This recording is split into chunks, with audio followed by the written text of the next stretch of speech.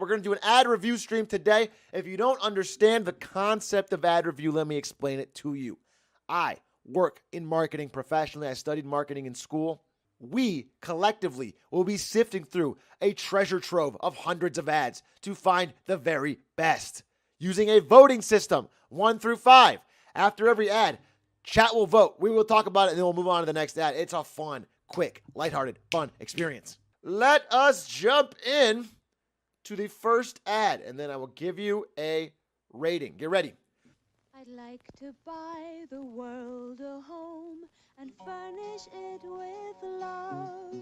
I'd like to buy the world a Coke and keep it company. And the world a Coke and keep it company. It's the real thing. What the world wants today is the real thing. What do you think? Rate this ad. Chat has universally put this as a 3. What a curve. What a bell curve. Average ad, forgettable commercial. Well, here's what I'll say. This ad is in the final episode of Mad Men. It is the ending credits. It is an iconic ad of the time. In modern times, it's a little bit weird. It's a little culty, actually, to be honest with you. But at the time, the concept of people putting aside their differences, coming together, really associating your product with peace and happiness in a way that it does not deserve. It's just sugar water.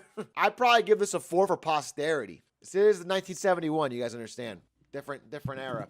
I think a 4 is warranted, but you guys have reviewed it with your modern lens and given it a 3, and I think that's fine. It's very average. Next ad. Oh, now this is an all-time classic.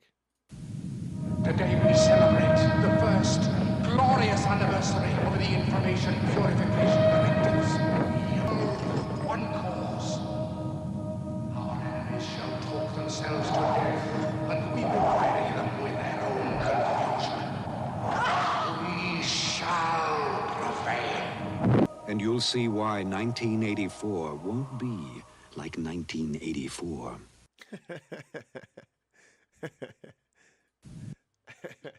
All right, what do we got? Rate this ad. Where do you put Apple's 1984 ad? I'll have it running in the background with sound off so you guys can just remember. You guys put it as a 4. It's fair, but it's wrong. This is a 5, unfortunately, boys. And even on rewatch, it's a little crunch. But for the time, this has set Apple's marketing strategy for the next 3 decades. They're the outsider. They're the creative one. This is a 5 when it came out. It's very pretentious. This is Apple versus IBM. This is one of the greatest examples of positioning of all time. They positioned IBM, their competitor, with a stigma that has painted them to this day as boring zombie suits. As the establishment. This is the early example of the I'm a Mac, I'm a PC ad. They successfully positioned IBM as the corporate zombie suits and Apple as the hot ones. Youth, color, attractive. It is crazy how they chose the Hooters outfit. I can't unsee the Hooters outfit. This ad was very successful. On my scale, it's a 5. Although I do see a lot of things don't hold up about it, and it's incredibly pretentious. Next! Bud Light NFL Quinoa HD. Is this making fun of quinoa eating liberals? Ugh. Why did she pack these things? I ate one by accident last time. And we won. What the heck is quinoa? What is that, a loofah? It's a quinoa. Bud Light, for the fans who do whatever it takes. Rate it! You guys put this as a 3. This is pretty forgettable, right? This is very basic, like ha ha ha, vegetarians. I mean, it's a safe target, right? Because even people who like eating meat alternatives are probably not a big fan of cardboard quinoa alternate patties. The product is so sparsely featured, and the journey, like the main character in this thing never takes a swig of Bud. Bud's not involved in his journey at all. What I would really like if I had to change one thing about this ad, which I think is pretty forgettable, if it was halftime and his team was down And he thinks back to the last game where he had to eat this quinoa burger and his team came back. And he thinks about it and it looks gross. And he looks at it and his wife's smiling at him. And he looks at it and his wife's smiling at him. And he looks at the scoreboard and he takes a swig of Bud. Chomps it. And all of a sudden, ending shot, you hear about they score. They score, the team turns it around, and then he closes. There's no stakes. It's just him grilling. He's thinking in his head. We don't really care. And also, the beer is like never featured outside of these two people who don't know what's going on in his head. They just look at him and smile. It's a quinoa. Yeah, I don't know. Next! Quintong's Jollibee Valentine Series 2017. Interesting. Let's watch it.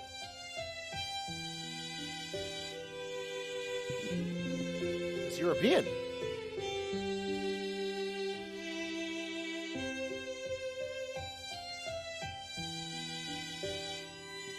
A wedding.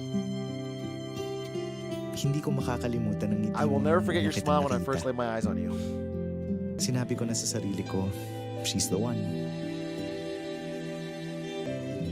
Pinapangako ko na pasasayahin kita.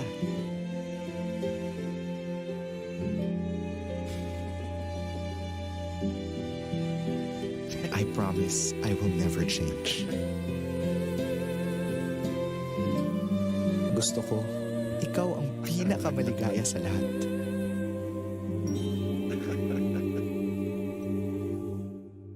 Kahit hindi naging tayo.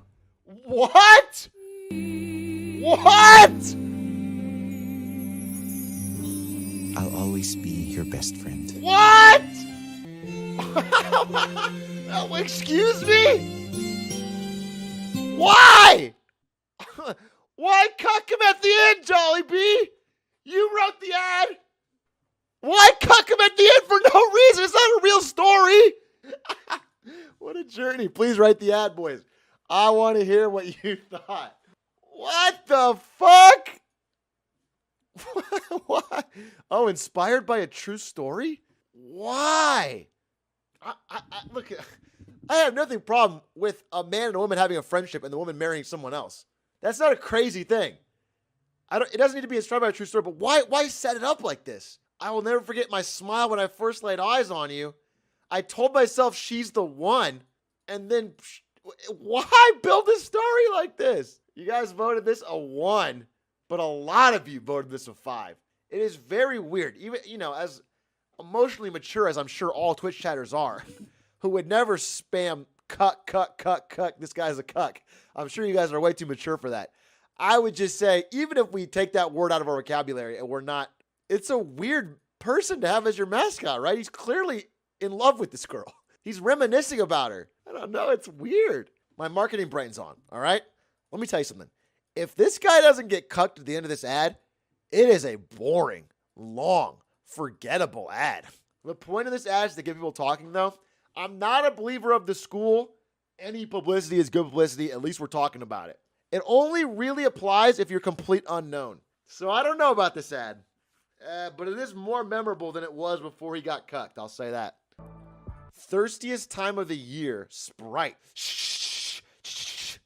What do we got? Music-based commercial.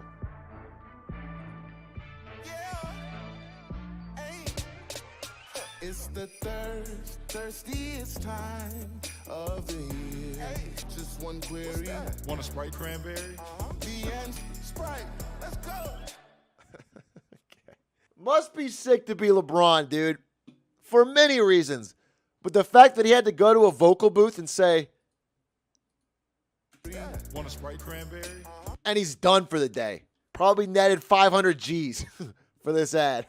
I gotta go. I'm LeBron. I gotta go. Why is there so many 5s? It's a meme, but also very good. No, I mean, yeah, Sprite cranberry is good. We're not voting on the product, boys. This is fine. I would have been happy with a 3. It's a 2, right? I mean, this is not. They don't really pay off that it's the thirstiest time of the year with claymation celebrities, and then LeBron busts in and says, "Want a Sprite cranberry?" What? I mean, what are you talking about? Want a Sprite cranberry?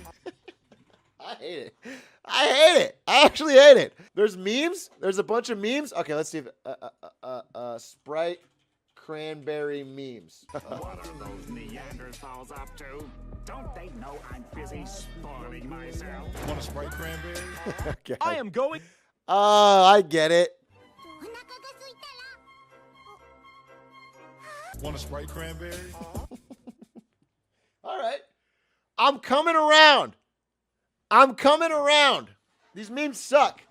But I get the idea that everyone would think the way LeBron delivered this line is very funny. Creepy Japanese Calbee consume Panchi dog commercials. All right. Get ready to rate this, boys.